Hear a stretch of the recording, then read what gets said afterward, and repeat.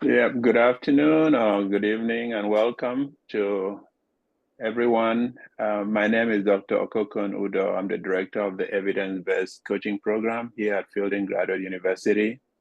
Um, Today, we are hosting our August Coaching in Context webinar, and we are honored to have as a presenter for today Dr. Carrie Arnold. I'll be introducing her momentarily, but before I do that, a few housekeeping things. We request that you please put yourself on mute and that you can unmute yourself when you are asking a question or responding to whatever the request is by the presenter. And I do believe towards the end, there will be an opportunity for more questions and interactions before we wrap up. But Carrie will tell us more about how she's going to facilitate this today. If you require the CCEU that we are providing to the ICF, towards the end of today's presentation, I will be posting a survey link to our SurveyMonkey survey. Please complete that by Friday, and only people who attend the complete webinar and complete that survey will be receiving the CCEUs. And those will be coming to you through our registrar's office at Fielding Graduate University. So you can expect that within 1 to 2 weeks. So without any further delay, I'm going to introduce our presenter for today. So Dr. Carrie Arnold is a friend and a dear colleague. She actually was my predecessor. So she was in this position before I took over. So Carrie is now serving as an associate faculty in our department. She lives in Denver, Colorado, and Carrie obtained her coaching training at Georgetown University. She's an ICF certified coach and an accredited coach supervisor. She holds a bachelor's degree in psychology, an MA in organizational management, and a PhD in human development. She is the author of Silenced and Sidelined: How Women Leaders Find Their Voices and Break Barriers. And she runs her own coaching and consulting business, the Willow Group. So Carrie is MCC certified by the ICF. So Carrie, thank you so much for joining us today, and I will turn it over to you. Thank you, Okakon. I'm excited to be here talking about a topic that I think is near and dear to many of our hearts, but maybe for different reasons. And so I'm going to just provide you some eye candy in the form of slides, and I'm going to be using the metaphor of a journey. And so I'm going to invite you to take this journey with me. And we're going to do a little bit of categorical understanding of the science that frames this practice of coaching. And so I hope you walk away with three things. I want you to walk away with maybe a sense of how I'm categorizing it. You might categorize it differently. So this is Carrie Arnold's categorical thinking. But as you're looking at how I've categorized it, what I'm hoping you'll do is maybe identify some categories of strength, maybe some categories of opportunities, some categories of where you might want to go next in your journey as a coach. And then, the cherry for all of us would be to ascertain where can you advance coaching science, or where can you be part of knowledge creation. And we'll circle back to some of this towards the end, but these are some of the takeaways that I hope you have an opportunity to, maybe, as Okakon would say, stick in your mental crock pot as you finish off the webinar today. So I'm going to ask you a question, and I imagine it's a question you've been asked. If you are a practicing coach, or you have perhaps been a client, you may have asked the question, how do we know coaching works? I imagine, if I could see all of your faces on one screen, Or if we could be in the room, I would see a lot of nods. I saw a few already, and I would see hands go up. How do we know coaching works? Um, and I don't know about you, that question alone, I feel like my whole body tense up when I am asked that question. And it tenses up for a lot of different reasons. And so I'm going to share a little bit about what that sensation is for me. But let's just talk about the word work. How do we know that something works? Well, if it's a gadget, you press the button, something happens, and then you stop by pushing a button, and then you measure, did the button pushing result in what I was hoping for? And then I measure that it works. But let's take that word work into a broader phenomenon of being human. And let's start with, how do we know what works? How do we know leadership works? I'm not asking if my leadership works or your leadership works or that leader's leadership works. Just the question, how do we know leadership works? And some of you might be able to answer that. Well, we have these studies and we have these theories, we have these models. We can answer that question. Maybe. How do we know therapy works? Well, I don't know, because I got better, my problems got resolved, or I have a better marriage, or I moved through some trauma, and I can say from a place of experience that it worked for me. But how do we know just in general therapy works? Again, we could probably go to different bodies of knowledge and pull together, but I think many of you would say, well, that's a really complicated question. Like that's not even the right question, perhaps. And I would probably agree with you. How do we know friendship works? Well, again, that's nobody asked that question. We just know friendship is meaningful. We know that it's an important part of life. That's not a question we ask. We might ask, that friendship doesn't work for me anymore.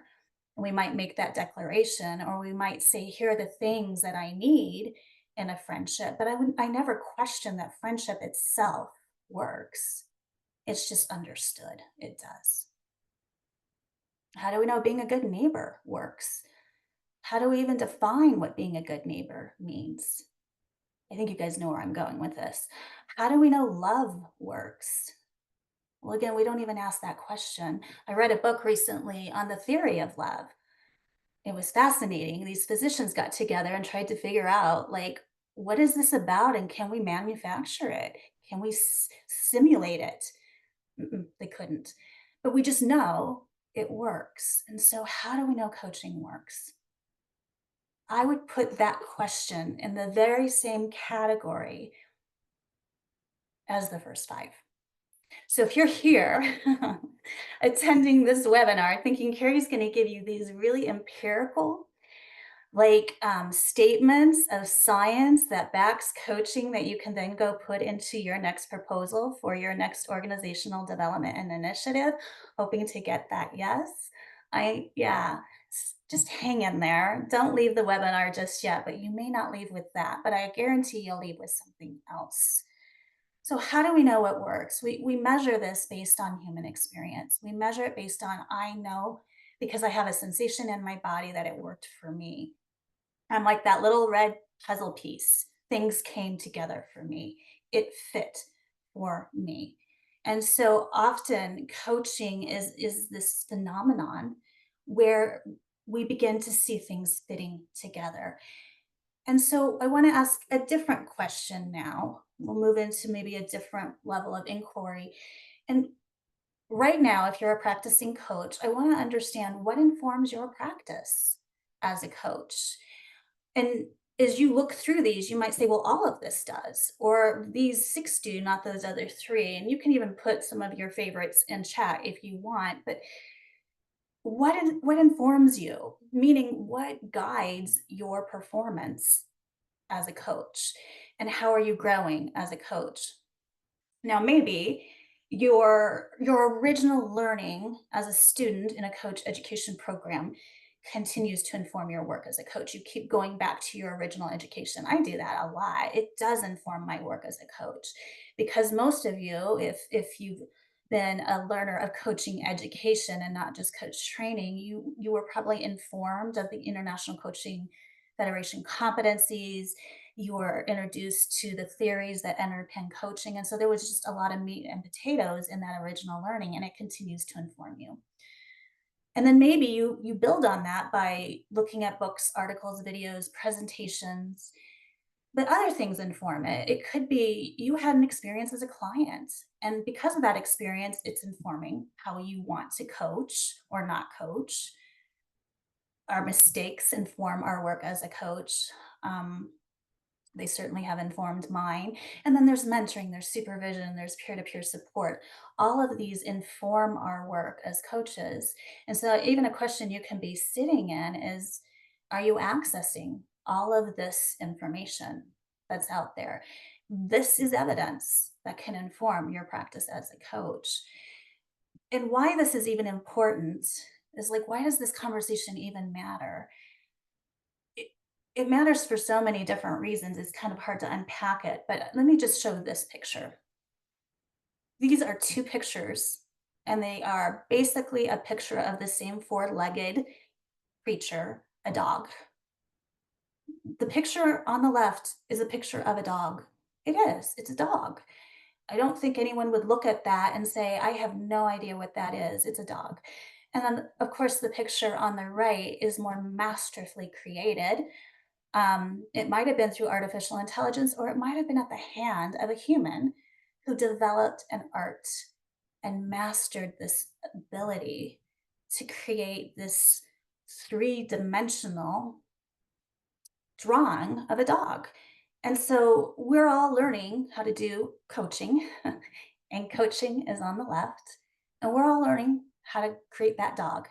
But it is through distinctions, and our distinctions surface in different bodies of evidence. And that body of evidence creates mastery in us that deepens our practice. And as we deepen our practice, we become different as coaches. The dog on the left is skill based, the dog on the right is evidence based coaching that's steeped in a lot of practice and a lot of knowledge. And I'll open it up for questions in a moment. Let me just show one more picture here, because if someone was trying to teach me how to draw the dog on the right, I would be so overwhelmed. I wouldn't even know where to begin. If I had a good arts teacher, they would say, let's start with the eyes. Let's practice drawing beautiful eyes of a dog. And then maybe we'll move into the nose. Then we'll maybe figure out different ways we can create that snout that it looks like it's three-dimensional. And then we'll move into whiskers, and then distinctions in the fur and the hair. But we start with categories. We categorize our learning, and we categorize at times our practice. And that's how we make sense of the world. We make sense of the world through entire categorization, because if we try to approach it as one big gestalt thing, none of us would probably be able to maneuver successfully. And so we make sense of our world through categorization. And I'm going to use some categories as I describe the science behind evidence based coaching. Um, and the International Coaching Federation helps with this. They've created some categories for us to start with in the form of competencies. And we subscribe to these competencies as coaches. At Field and Graduate University, we are accredited by the ICF. These are so baked into our practice. And many of us, as we naturally coach in the world, we embody all of this. It becomes back of brain. It moves from a skill set into this just way of being. We become coaches, and we make sense of what it means to have agreements, to cultivate trust, to be present, to listen, to evoke awareness, facilitate growth. Like, this becomes embedded in our way of knowing what it means to be a coach. And if we're not careful, all of our coaching will be clavicle up. we'll stay in that headspace. It's a place to begin in our journey, but it's not where we end because we have a heart and it is a knowledge center, and we have to sink into that knowledge center at times. So I'm framing this conversation as to where we're going to go next, which is I'm going to then take you on a journey of the different categories that can frame evidence based coaching. So maybe just pause there and get any questions or reactions before I move into this next phase of the deck.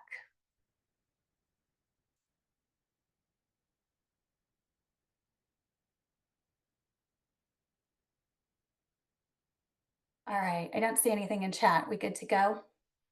Okay. So we're going to go to 6 places, but we're going to start with what I call the ancestry home. And this isn't home in the sense of our comfort space. I think we all love being at home. We long for it. We long for what we know, and we long for what is familiar.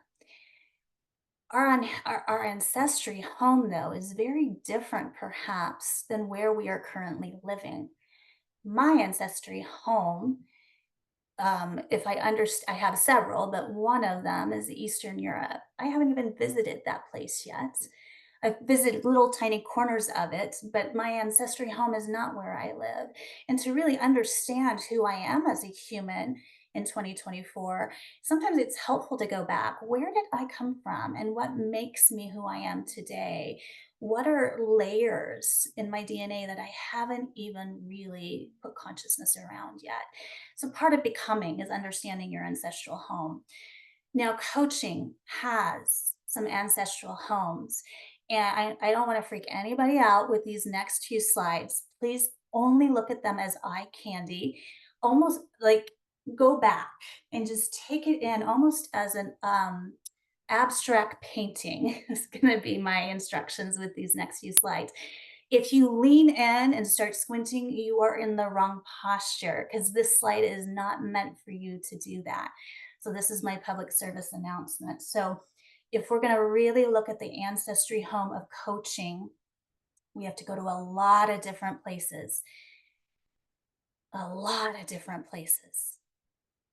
We are not just this fun little industry that popped up in the 1980s that started forming associations and competency and framework models. We have a longer ancestry home that goes way, way back. And our ancestry home is informed by multiple philosophies. Unfortunately, most of them are probably Western philosophies, and we have to be very cognizant of that. But there is this Eastern Asian philosophy, there is an African philosophy, there is worldviews of how we make sense of the world and how throughout the ages we begin to ask questions to understand the phenomenon of being human. So coaching goes further back into roots and disciplines that often don't get credit for being part of the ancestral home of coaching.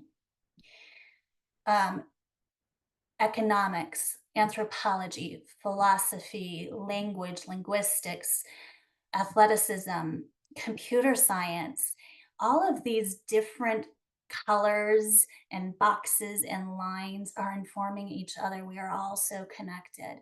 A coaching conversation is not like any other coaching. I'm sorry, let me try that again. A coaching conversation is unlike any conversation in the world you will have with another human. It is unique, it's divinely unique, but we have roots that have informed what makes it unique. And so we want to give credit to that. And there's this beautiful philosophy called Ubuntu. Now, many of you are familiar with Descartes, who says, I think, therefore I am.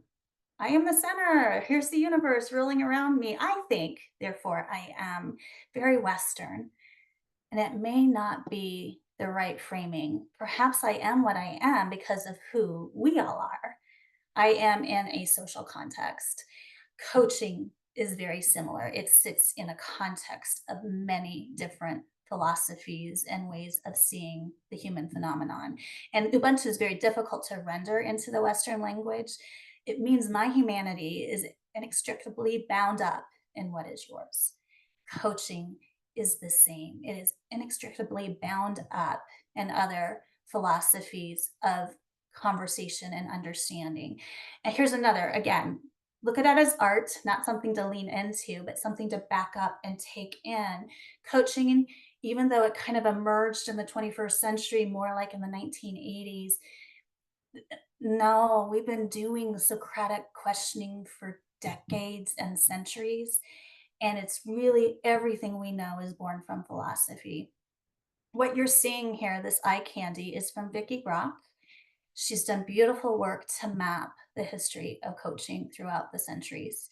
And so this is our ancestral home. This is where coaching was born from.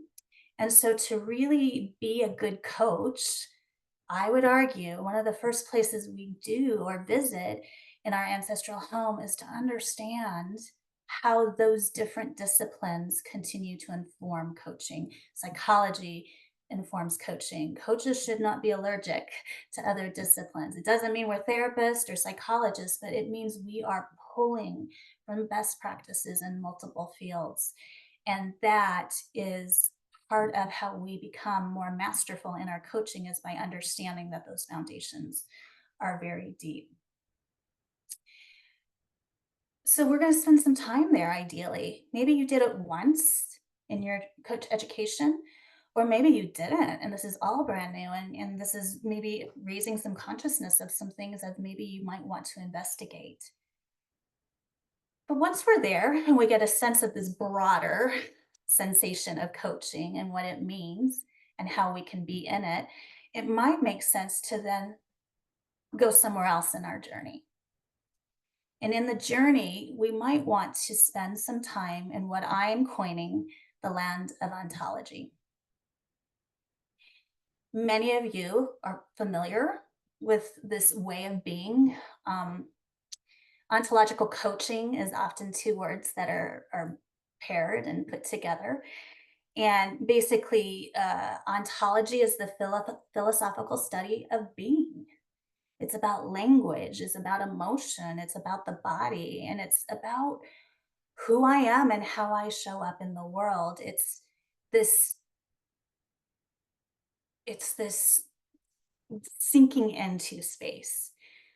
So if we're going to be good coaches, we have to spend time studying our own um, sense of mindfulness. How mindful am I as a coach in my practice?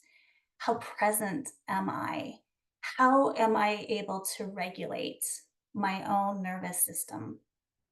The best gift you can ever give your clients as a coach is a well regulated nervous system, meaning we're showing up, there's no static, there's no like radiation of anxiety or stress because we can bracket ourselves and our own, swirly thoughts and set them aside in order to be fully present. But this is practice. I don't just mentally click a switch or hit a button and all of a sudden I am working better.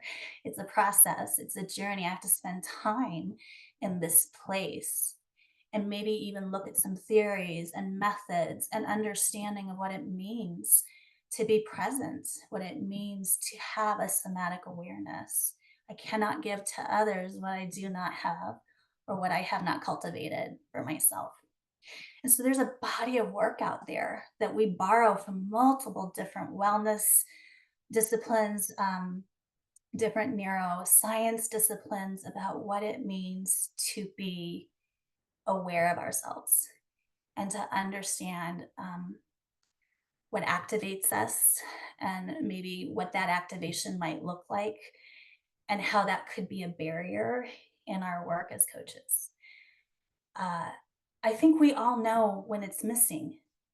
Like, we know when I'm in a conversation with someone and they are so not in their body, their head is everywhere. We just know it. It's so obvious to us pretty quickly. But how we get there isn't always really clear. We just know it when we see it.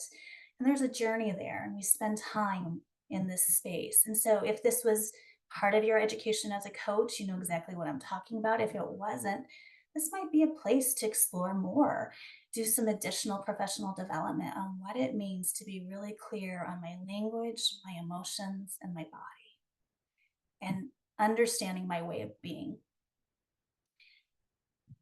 Good coaches, masterful coaches, um, they live and visit the land of ontology frequently and often. They spend time here. It's not a once and done vacation spot. But now let's move to another spot in our journey, another body of evidence that we use to inform our work as coaches is what I'm framing as instrument islands. Um, a lot of us as coaches talk about you are the instrument of self, or you are the best tool you could ever give your client. I know sometimes the word tool is used as a disparaging comment, but that's not how I'm using it. I'm saying you are the tool, meaning you are more effective than any Hogan, MBTI, DISC, whatever assessment you're adding to your toolkit. Um, those are great tools. I highly recommend all those different forms of assessing preferences and understanding of self. Our clients love those too, but they're not better than you as the coach. They're never going to be a better instrument than you. We use instruments, if you think about the word instrument and just actually truly think of the definition of instrument, we use instruments for delicate work. If I'm really trying to cut out a piece of fabric that has this intricate design line, I'm not going to use shears that are 12 inches long. I'm going to pick an instrument that has the tiniest leverage points to get me what I need out of that cloth. You are designed to pivot and manage your client work in a very delicate way that no other tool could ever possibly do. So the humanity you bring is essential. And we talk often about what it means to keep our instruments clean. I used to work in healthcare, and I we would talk about instrument sterilization, and if those instruments used in the operating room weren't sterilized correctly, really bad things would happen that you would never ever want to be guilty of. And so the cleaning of those instruments was, but like, surgeries did not happen if those instruments weren't clean. And so the question we often ask ourselves is, what does it take for me to show up clean for my client work? I'm going to suggest a body of evidence that you might not think of, but I do think is essential. The body of instruments we use as self for this delicate work, it means I have to understand social construction. I have to understand society that I'm living in. And I have to understand the delicacy of bias and the delicacy of intersectionality and the delicacy of multicultural awareness. I have to understand the delicacy of privilege, of what it means to be part of a generation that has just some general stereotypical ways of being in the world. Like, I have to do my own work in those spaces, because if I don't, they're going to dirty my instrument. I'm going to get gunk in the corners and crevices that might actually deteriorate a coaching relationship. Because if I can keep myself clean and open and curious, it allows me to be really aware of how different I am from the client I'm sitting in front of. I'm a 53-year-old white woman with Eastern European heritage. There's a layering system in me as I've grown more familiar with myself that has helped me unpack bias, my understanding of what it means to have privilege, my understanding of my gender, and how at times it's not a source of privilege, and how at times there's some marginalization and how I experience the world. And my experience cannot be the same as someone else's. But having an understanding of my own experience and how I've worked through that, and I'm aware of that, helps me be clean in order to help someone else work through some of their own understanding of self. And so through my visitation on Instrument Island, I'm doing a lot of self work still. And as I look at this picture, I don't know what you guys see when you look at this. I hope you see the two tiny people here and how small they are compared to these big rocks. And it's this huge mystery. Like, what was this about? What was going on here? How long did this take? What was behind this row? How did those rocks get there? Well, I guarantee you they didn't have forklifts. They did not have technology. They didn't have all of the modern conveniences and machinery we have today. They just had themselves and their understanding of what they were capable of. And this got created somehow. And so this is, I love this image because this is you as a coach. You are capable of doing amazing things in the world, just who you are as an educated coach who's done their own work, who has a really clear understanding of how to keep your instrument clean. So, Instrument Island, the land of ontology, and our ancestry homes, we might want to circle through them often in our coaching practice and see how they continue to inform our work. Because here's where we're going to spend the majority of our time, it's in the land of people with adults. Now, some of you might be coaching adolescents or children, and if that's the case, different theories and frameworks are going to inform your practice as a coach. Majority of us who are in this field, working in this profession, in this calling, this vocational work, we're probably working with leaders, emerging leaders, or humans who are managing difficult, complex things. There's not a lot of simple left.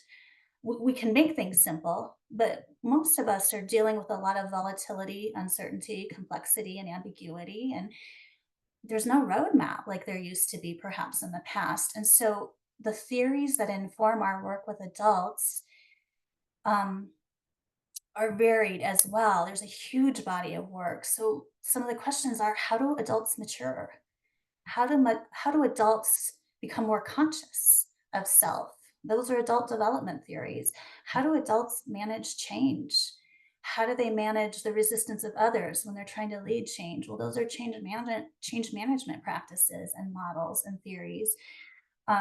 How do you work with an adult who's really good at moving task forward, but they're scorching relationships? Well, there's a body of work, emotional intelligence, that informs that phenomenon. There's communication, there's conflict management theories and models. There's no way, it's impossible for us to be experts in every single one of those, but there is a body of evidence that has been vetted and studied to help explain the human phenomenon. And when humans are experiencing certain types of things, there's great academics out there who've dedicated their life to helping figure out um, the flow of that, the sensation of that. And what we get to do as coaches is we get to normalize our client's experience, not minimize it, but normalize it. Like, of course, you're struggling right now. You're doing A, B, C, D, and you've got HIP going on over here. Of course. Here's what I know though, around someone who's experiencing what you're experiencing, the sorts of things that might be coming up could look like the following. How prepared are you for that? What would it take to build your resilience? Because we've got a framework back of mind to help our client navigate the phenomenon of life. And so, in this land of people, this is where we need to be um, readying ourselves for the client work we're engaging in. And then at times there's a parallel process going on, as many of you are aware, where we have our own changes and experiences. And sometimes, isn't it weird? Like in life, if I'm going through, I'm not, but if I was going through a divorce, I tend to attract clients who are going through a divorce. If I just had a death in the family, like if I lost my mother, I tend to attract clients who have a death in the family as well. Like the universe does some weird, strange things, but there's this phenomenon where I find myself needing to do my own work as I'm trying to create space for a client. So again, where am I returning to? What places am I visiting that can inform me in my practice? Now, even though we're spending a lot of time with the land of people, we're also going to visit some very unique places that not every coach will visit. And here our network starts to shrink a little bit. So there's contextual ways in which we have to view our coaching. So for instance, this is where we talk about niche work. This is where we talk about specialty areas. If you want to be a coach that works with teams and you really want to do team coaching, well, you have a body of knowledge out there on team dynamics, team development, team norming, team conflict that can inform your coaching work with teams. There's coaching education that goes deeper into the phenomenon because it's super complex, far more so than one on one coaching. And it's not facilitation and it's not group process, although at times it might turn into that, but team and group coaching is different. Or maybe you're really engaging with systems. You want to better understand the systems that your clients are working and navigating. I do a lot of coaching in the federal government. I, I mean, I can't even wrap my brain around the different systems, agencies, the VA, the Department of Interior. It's so complex. But my clients are navigating those systems. So if I have an understanding of system theory, of system development, how systems manage change, if I can introduce system thinking into my coaching, that will serve my client. Sometimes it's one on one clients just wanting to be better leaders. Good news. Did you know there's over 63 vetted leadership development models? There's probably more since I read that article. There's tons of beautiful work in the leadership development field. How are we sort of staying abreast of the different things that might inform my knowledge, which can inform my coaching? And so these are the coaching in context spaces that are unique. We call our webinars here at Fielding Graduate University Coaching in Context because you can learn all the skills of being a coach. And you could leverage those skills in every single client situation, and you would be good. I can coach a physician without being a physician. I can coach a government leader having never stepped foot in a federal agency. I'll be a good coach. But if I can better understand the systems and the context in which those clients are working, I'll be an excellent coach. I'll go from good to better to excellent because I'm understanding the evidence that helps drive knowledge around the phenomenon of what it means to be managing different layers of complexity. So, coaching in context doesn't mean you have to be one to know one. Sometimes your client needs that. They just need that understanding. I'm a physician. I only want to be coached by a physician.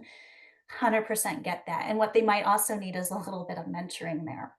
And so it's a lot easier to ask for a coach than perhaps it is a mentor. And those people exist. A lot of physicians are coaches. A lot of government leaders are coaches. And so when our clients need the same as, then that is typically something driven by the client, but it doesn't have to necessarily be driven by the coach. However, there's places you just really want to hang out in. You want to be in those fields of green, only working in nonprofit spaces, only working with startups, only working with certain types of work that's being done in the world because that's where your heart is drawn to. Well, that's your coaching and context. And so, how are you tooling yourself up? And how are you aware of the evidence of what success looks like in that niche? And that's part of our work as well. The last place you're going to visit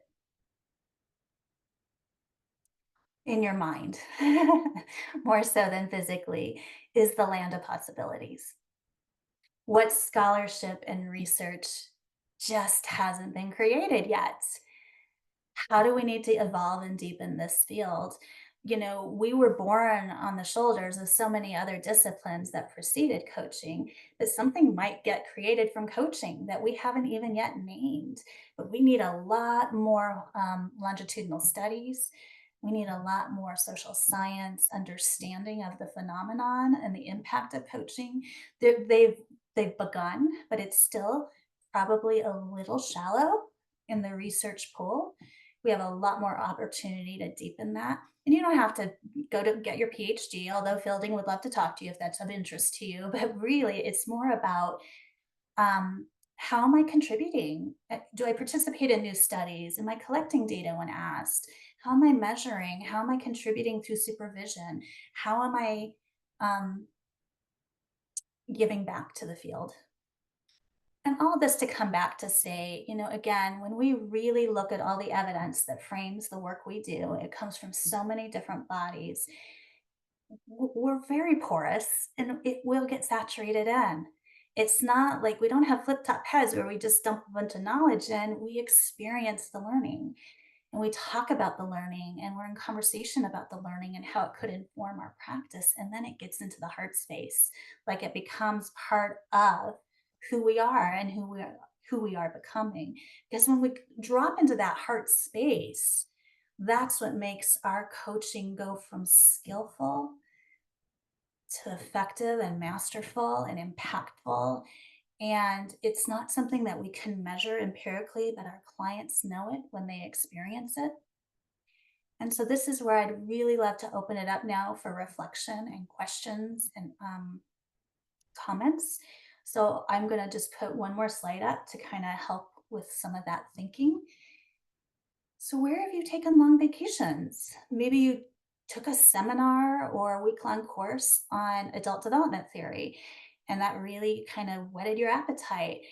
Maybe you've just barely visited the airport at some of these places and you recognize there's a deeper field of knowledge to explore. Many of you have lived and studied in some of these spaces and you have a lot to contribute. And so how does this conversation maybe um, invite you to deepen your practice as a coach and maybe visit some of these different places on your journey as you practice. So I'm going to pause here and open it up for comments and questions.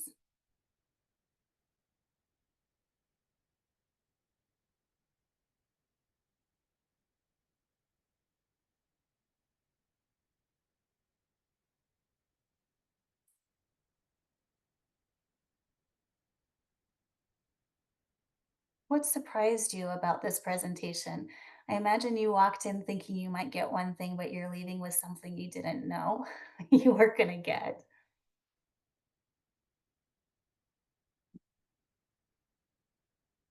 Sarah. Sarah has a hand up. Hi, thank you both. Thank you so much. This was just, I really enjoyed it, and there's a lot of great information here that I'm looking forward to using. So I appreciate you. I'm actually a media psychology student at Fielding, but I'm an embodiment coach, and this idea of kind of learning how to get into your body and kind of access stuck stuff, I think is really important. So I'm just really glad that you included that. And yeah, thank you. Yeah, thank you. And there's always this beautiful fine line that we have to be very ethical and mindful of being in our lane as coaches. And we keep hearing coaching psychology and trauma based coaching, and some of these other adjectives are being added in to describe the practice of coaching. Some of it's still a head scratcher for me as to how they'll merge and develop. And so I think we just have to be really mindful of where my expertise lies and where it doesn't. My curiosity of it, though, does not have to be stalled. I can explore trauma, but not be a trauma informed coach. I can explore psychology, but not necessarily be a coaching psychologist or a psychology coaching person. But I think we can't have allergies to these different fields. We should be very open to learning what's available if it can improve our work as a professional coach. And then really being clear on what those sort of bumpers are on that bowling alley lane or the guides are. I can't bowl without those bumpers up. And I'm good with that. There's no shame in me bowling with the bumpers because my ball's never going to get to the end and knock down any pins. And so within the coaching field, we might start you really narrow, like don't you dare go outside these two boundaries. But then as we grow and develop, we start to see the integration of what is possible. And the body cannot be separated from the brain. It is such, we have to look at the whole person. We coach people, we don't coach issues. Yeah, thanks, Sarah. And good luck with your studies at Fielding.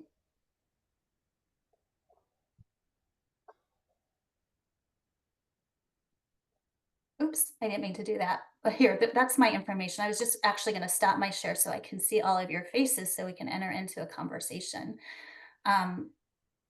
And thank you, Gail. The complex history of coaching was eye-opening. Yeah, I'm going to put Vicki Brock's name in here because she is the academic behind, I think it's spelled that way. It might be Vicki. I tried to get her to come and talk at a seminar in Fielding, but she's retired. She's like, no, thank you. That's someone else's work now. It was her business to publish all the mapping and she did an amazing job, but it's our work now to build on it and continue to see how it informs our work. And I'm really grateful that she did the initial work.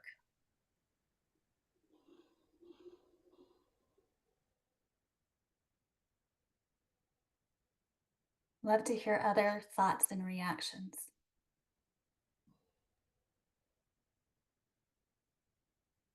Carrie, this was a wonderful, wonderful webinar. Thank you for all the information. I loved how you put it all together, even though it's, as you gave the disclaimer that it's your way of looking at it. What really resonated with me was when you mentioned that we are the instrument, we are the tool that knows how to navigate the other resources that we have, the other tools that are assessments and everything else. And I think if you introduce the concept of artificial intelligence and AI coaching or chatbot coaching or anything like that, that's what's missing, right? The chatbots and the AI isn't to a level, I'm going to say yet, I don't know if it'll ever get there, that it can do that, that it can really pick up on something and say, hold on a second, we didn't dive into this. This needs to be, we need to dive into that further and make those other personal connections. So I think that's something that we really need to keep thinking about when people keep saying, oh, the future of coaching is AI, and it's not a replacement. It's definitely not a replacement. It can be a supplement, it could be a complement, it could be another tool, but it's not a replacement. So I think that's really something that we can look to and latch on to. Yeah, thank you, Carl, for bringing that in. And you're right. I mean, artificial intelligence, I think, is going to broaden and widen accessibility to some basic transactional coaching. I mean, I think of my 22-year-old daughter who's like stressed out because her internship asked her to do this, and then she has these other priorities, and she just needs someone to help her figure out, do I do this first or that first? And artificial intelligence may get to the point in its sophistication where my daughter could just use it to say, can what do you recommend? And some robot might help, ease my daughter's anxiety, and that she can't wait for her 250-hour session with a professional 2 weeks down the road. And so when I think of what artificial intelligence can do, especially for younger generations who are, let's just be honest, called now the anxiety generation, and there's books now being written on this anxiety generation, I actually feel a sense of hope that AI could potentially provide some immediacy to those anxiety eruptions. And you're absolutely right, though, Carl. What this presentation was about and the masterful coaching that we all provide our clients is different. I'm not going to put a value on one of being kind of good or bad or mediocre, but it's different. And when we are helping adults get consciousness and mature and manage complexity, it requires two eyeballs looking at two eyeballs. It requires humanity. And I don't think we'll ever be, in my lifetime, able to replace that with anything artificial, but there could be some value in the artificial intelligence space. It is the future of every industry. Coaching is certainly not, going to be, it will be impacted. And so I'm curious, I'm super curious to see how that evolves. I Mm. don't think it should be anything we fear, though. I really don't. I've just started working with a company called Amigo.ai to explore what that could look like in my practice.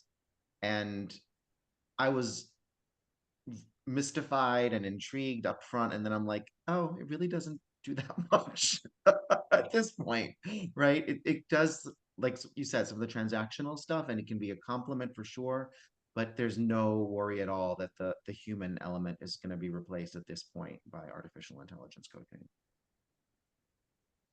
Yeah, and Paul, that's a really, really good point. It's not tangential. I mean, it's so funny you even brought that up. I was actually for fielding, doing a final assessment of a learner who's graduating from our program, and I did a word search, and there was a certain word used 16 times in that 30-minute session, and I'm like, I wish the coach had maybe picked up on that a little bit more. I'm not a robot, but a robot would be able to pick up on patterns and language really quickly that we as a human, and maybe in real time, sometimes just can't pay attention to everything so fast yet.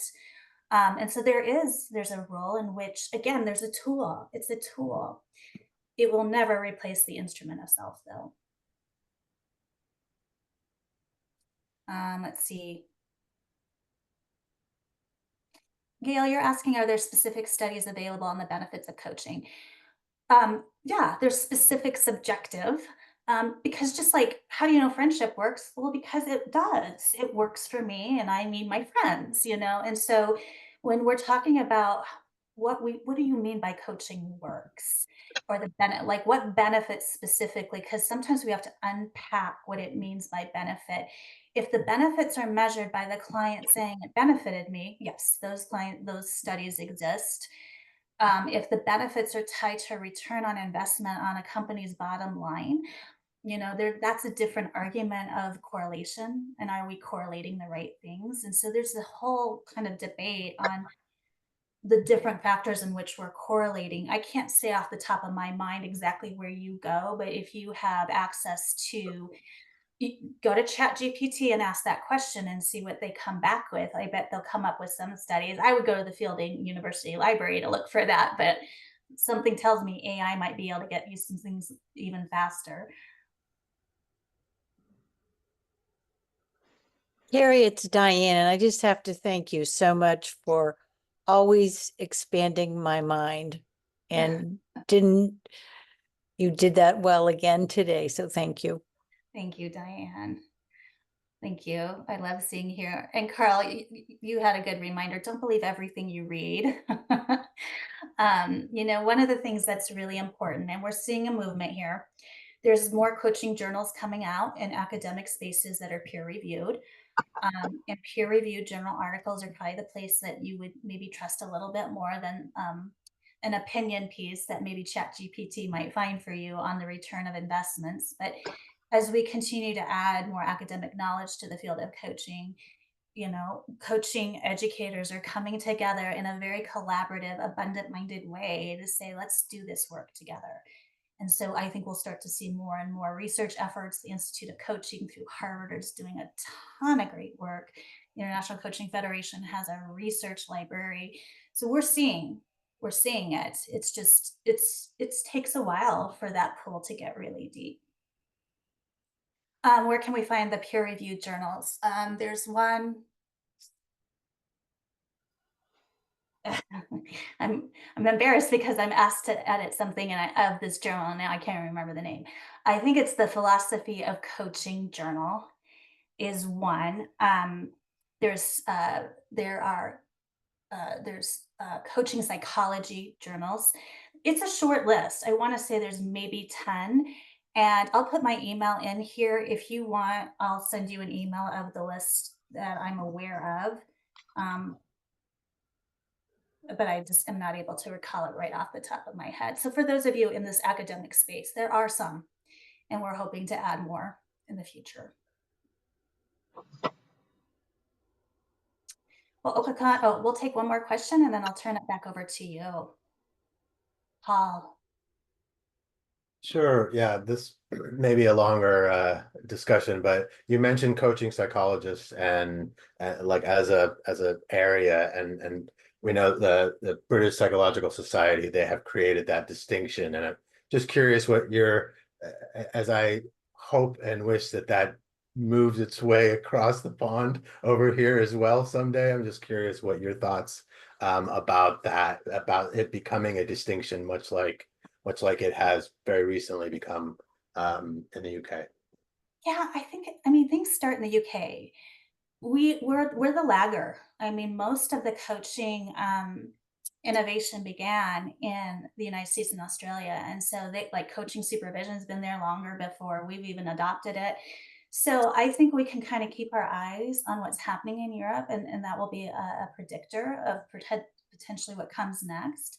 We're seeing a lot of psychologists become coaches, and so they're blending the fields together. Jonathan Passmore is doing a ton of work. There's a new handbook coming out.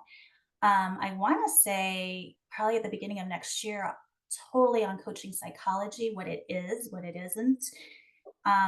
It's an academic piece of work, but it's a monograph with all different sorts of authors, and so I don't know what it actually looks like or means yet, but I do think there's going to be a wave of that. I don't think it's going to change necessarily our great work, but it might deepen it. And we might be able to do more good in the world by the blend, but I'm not sure yet. But I'm certainly excited to see where it goes next.